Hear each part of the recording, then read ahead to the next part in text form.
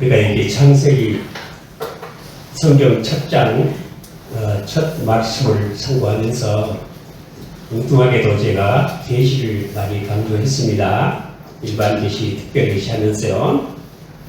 네, 일반 계시 속에는 특별 계시 그런 의미들이 들어있어요.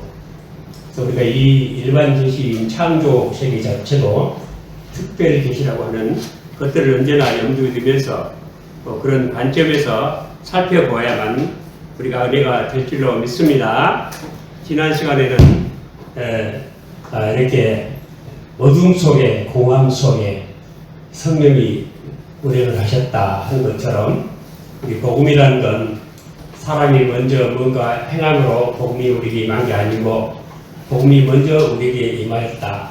즉 말하면 하나님의 사랑이 먼저 임했고 하나님의 축복이, 하나님의 은혜가, 하나님의 화평이, 하나님의 의로우심이 먼저 우리에게 임하였다.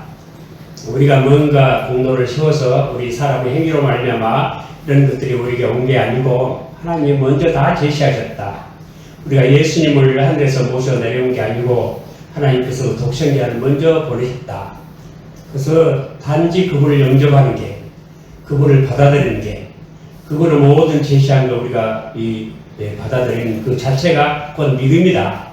믿음이 의를 만드는 게 아니고 하나님이 제시한 의를 받아들이는 자체가 믿음이다.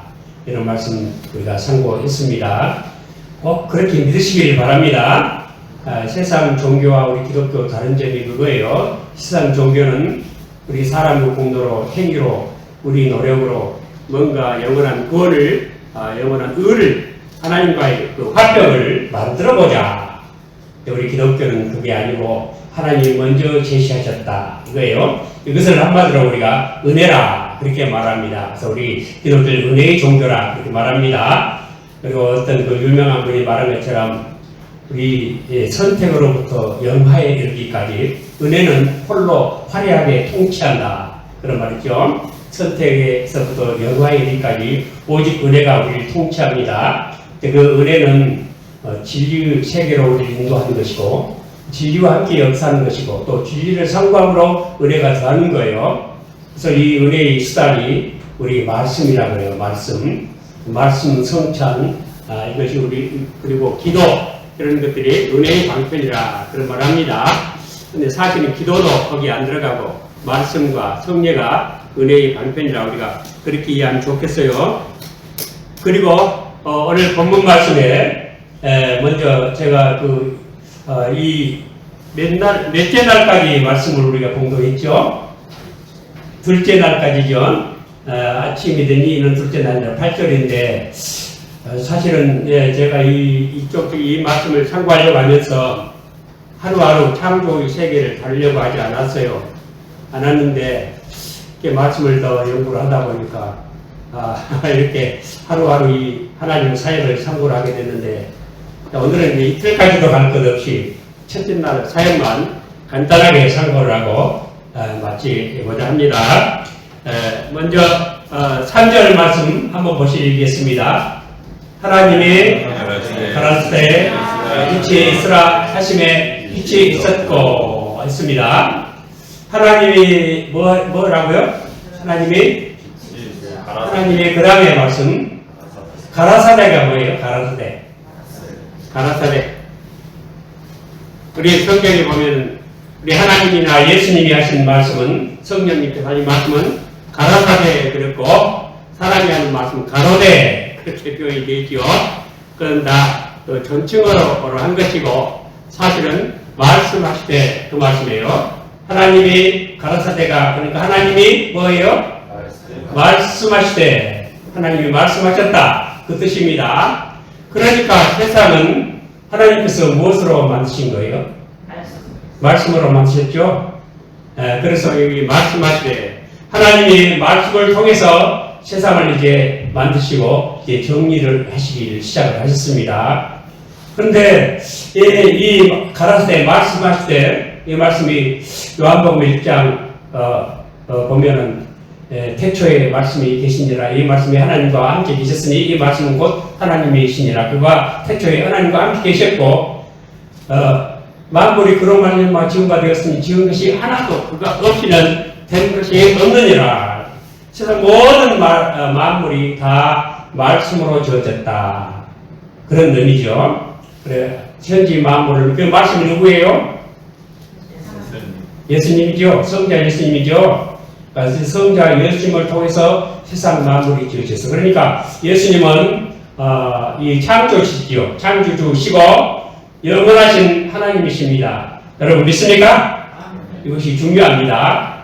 옛날에 세베르투스라고 하는 사람이 억지를 부렸어요. 맨날 억지를 부리고 하나님 거룩한 진리를 억지를 부리고 딴소리를 하길 좋아하는 사람이 있어요. 세베르투스라는 사람이 칼빈 시대의 사람인데 그 사람 뭐라고 했냐면 말씀은 하나님이 가라사대 할 때 시작을 했다. 말씀 자체가 시작을 했다. 전에는 없었다. 그렇기 때문에 이 성자 예수, 즉 성자는 존재하지 않을 때가 있었다. 그렇게 말했어요. 성자 예수님이 존재하지 않을 때가 있었다. 그것은 뭐냐면 영원한 분이 아니다.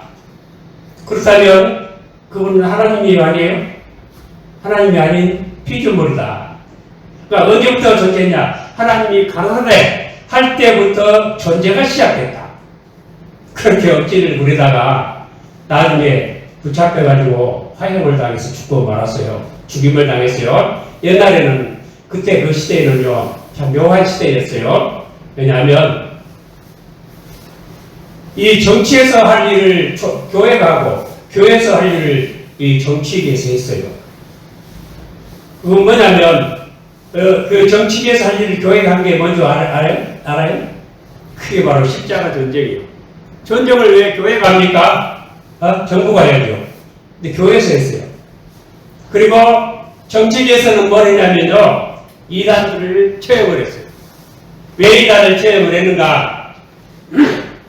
나라가 이렇게 한덩어리가 돼야 되는데, 근데 로마가 세계를 정복을 했잖아요. 그러니까 하나 일치시키는 게 중요해요. 근데 제일 국열을 분열시킨 게 뭐냐면 바로 이 이단들이라는 거예요. 그래서 이단들을 이 국가에서 채용을 한 거예요. 묘하죠? 그래서 이 국가와 이 종교계의 관계가 아주 그때는 아주 미묘한 관계였어요. 지금은 재정 일체예요? 재정 분리예요? 재정 분리입니다. 종교와 정치가 분리되어 있어요. 그런데 지금 묘한 일이 벌어지고 있어요. 지금 뭐냐면 차별화 금지법 해가지고 동성 연애자들도 목사로 받아라. 그렇지 않으면 차별화 금지법에 의해서 벌을 받는다. 또 그런 사람들 신학교 교수로 다 받아라. 그런 얘기예요. 근데 그거 말이 안 되는 소리. 왜냐하면 여러분 이렇게 우리가 억지를 부려야 되겠어요? 복숭아는 아주 맛있는 과일이기 때문에 다 먹어야 한다. 그렇게 생각해보세요. 그러면 복숭아 알레르기가 있는 사람 어쩔 거예요? 그 사람도 먹어야 됩니까? 그런 식과 같은 억지예요. 우리 교회는 절대로 차별화 금지를 받아들일 수가 없는 것입니다. 그런 세상이에요. 자, 이렇게 하나님이 말씀하셔서 천지가 창조됐고 바로 하나님은 바로 이 말씀하신 그분은 바로 예수 그리스도이시고 그분은 바로 하나님이시다. 이걸 우리가 알 수 있습니다. 근데 왜 말씀하시기 전에는 이 말씀이 존재하지 않았다. 이것이 엉터리냐 하면은 우리 예수님께서 요한복음 17장 5절에 말씀하셨어요. 창세 전에 내가 아버지와 함께 가졌던 영화로서 지금도 아버지와 함께 이 아들을 영화롭게 해달라고 기도를 하셨어요. 창세 전에도 영화롭게 아버지와 교통을 하고 계셨는데 그때 시작을 했다. 그러니까 성경과 맞지 않잖아요. 하여튼 성경에 맞지 않은 건 다 잘못된 거예요. 우리는 세상 요즘 유튜브에 거짓말이 많이 도는데 그런 거 다 믿지 말고 성경 말씀만 믿으시기를 바랍니다. 있습니까? 그런데 빛이 있으라 하였는데 우리가 생각할 때는 그래요. 여러분 빛이 딱 있다는 건 뭐가 있다는 얘기예요? 빛이 있다는 뭐가 생각이 납니까? 태양이 생각나죠? 해가 떠야 빛이 있지 않아요? 해가 있고 달이 있고 별이 있고 그래 빛이 있는데 해는 그때 만들어졌어요? 안 만들어졌어요? 안 만들어졌죠? 해는 넷째 날에 만들어졌을까요? 14개월 이하의 넷째 날에 만들어졌어요. 해가. 빛이 있으라 한 그 빛이 휴대자. 그 내용이 이제 첫 3일에서 둘째 3일이 틀려요. 첫 3일은 그 배경 창조고 둘째 3일은 내용 창조라 그러죠. 다 연결해서 한번 생각해 보세요. 그때는 해가 없었는데 무슨 빛이냐? 그런 사람도 있어요. 그렇게 말한 사람도 있어요. 그런데 여러분들 하나님께서는요 해가 없어도 얼마든지 빛을 비칠 수 있을까요? 없을까요? 하나님이 있어요. 그래서 우리가 해가 없이는 빛이 없다. 그래서 어떤 생각을 하냐면 이게 혹시 하루에 단 하루에 온 세계를 창조하시고 모세가 기록을 할 때 그냥 그렇게 나눈 것이다. 하루에 단번에 다 창조하셨다. 그런 생각을 한 사람도 있어요. 그게 아니고 일순간 창조설이라 그래요. 그게 아니고 6일 동안 창조하셨는데 빛을 이렇게 만드셨는데 태양이 없이는 빛이 없다 하는 생각은 뭐냐면은 하나님을 어떤 도구를 하나님의 권능을 어떤 도구에 제한시키는 그 오류를 범하는 하나님의 해가 없이는 빛을 비칠 수도 없는 분으로 생각을 하는 거예요. 이거 잘못이에요. 왜냐하면 요한계시록 21장 25절 이하에 보면은 하나님은 그때 하늘나라의 새 예루살렘에 가면은 해가 있어요? 없어요? 해 없지요? 해와 다른 비침이 쓸데없으니 왜냐하면 어린 양이 등이 되시고 하나님의 영광이 비추시기 때문이다 그랬어요.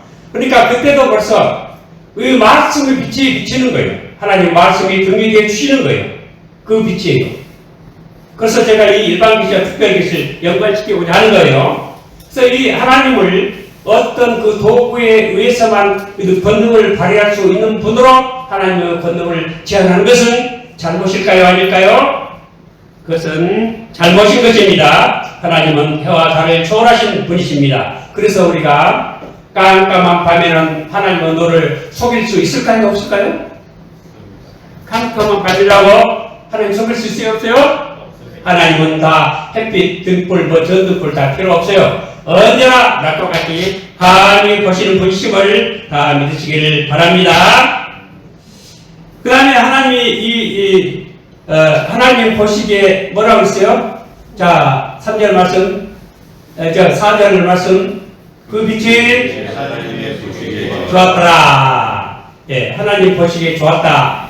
이 좋았다는 말씀은 무슨 뜻이냐면, 창세기 이제 여러 번 나오는데, 이 1장에, 이 히브리어로 토브라는 말씀, 토브란 말인데, 여러분, 좋은 게 뭐예요? 좋은 거. 좋은 게 뭘까요? 좋았다. 이 토브라는 말은 이 헬라식 사고방식에 가면 어떤 법을 잘 지키고 사람이 착하고 그래서 좋다 그런 의미가 있지만 히브리어 이 토브라는 단어 개념은 합목적적이다 그 뜻이에요. 합목적. 하나님 목적하신 바대로 되었다. 하나님 목적하신 바대로 된 건 뭔가? 이게 중요해요. 하나님은 뭔가를 만드실 때 아무 의식 없이 그 무심코 만든 건 아무것도 없어요. 모든 것에 목적이 있었다. 그리고 그 원인을 가지고 계시다. 거기에 하나님 지혜가 있다. 그래서 하나님의 목적이 합하기 때문에 좋았다. 하나님의 목적이 좋은 것은 무엇인가? 여러분 하나님의 목적에 합한 여러분 하나님 보시기에 좋은 사람이 다 되시길 바랍니다. 여러분 하나님 보시기에 다 좋은 사람 되시기 바랍니다. 내가 아는 게 보니 참 보기 좋구나. 그러면 어떻게 해야 하나님 보시기에 좋을까요? 하나님 보시기에 좋다는 이유는 딱 한 가지 있어요. 왜 그럴까요? 왜 그럴까요? 그것은 하나님이 말씀하신 대로 됐기 때문에 그래요. 좋아요. 뭐예요? 왜 좋아요?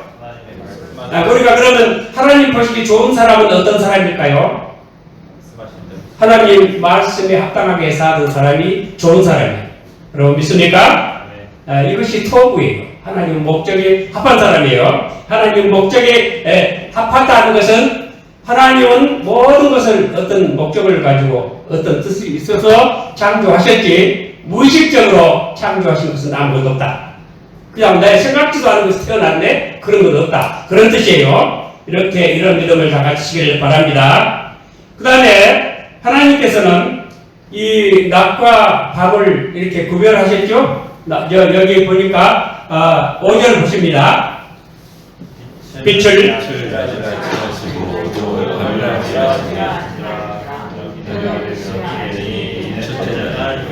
여기 히브리어 원어 성경을 보면 5절에 엘로힘이 여기 창세기 기경에 나오는 하나님이에요. 하나님으로 번역이 되는데 엘로힘이 한 번 더 나와요. 우리 성경에는 없지만은 그래서 낮과 낮을 밤이라 칭하시고 이게